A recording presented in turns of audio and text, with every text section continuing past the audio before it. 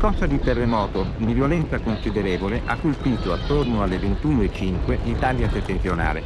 Le conseguenze più gravi sarebbero nella zona dell'Udinese. Arriva nelle sale Orcolat, il nuovo documentario di Federico Savonitto che ripercorre il dramma e la ricostruzione del Friuli dopo il sisma del 1976.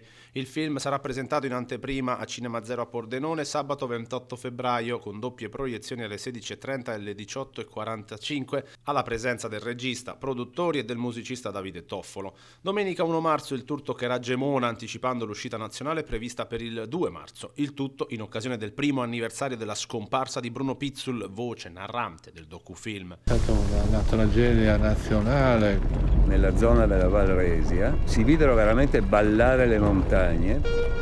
Ed è salito un silenzio stranissimo. Ogni volta che sento che succede un terremoto nel mondo mi rinviene proprio questo ricordo.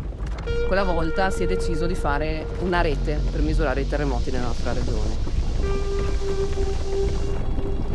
A causare il rombo sismico e tutte le sue conseguenze, secondo la mitologia locale, sarebbe stato l'Orcolat.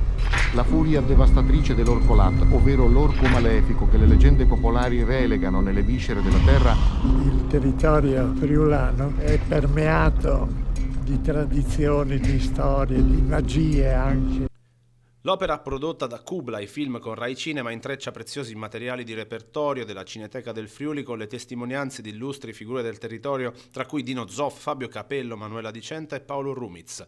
La narrazione si muove tra il mito dell'Orcolat e l'analisi del celebre modello Friuli, proposto come esempio attuale di ricostruzione sostenibile e prevenzione. Ad arricchire l'impatto emotivo del racconto contribuiscono le musiche di Elisa, dei Tre Allegri Ragazzi Morti e di Lorenzo Commisso. Abbiamo perso tutto. Nel giro di 30 secondi è crollato tutto. Voi altri non capite che cos'è il terremoto se non siete qui sul posto a sentirlo.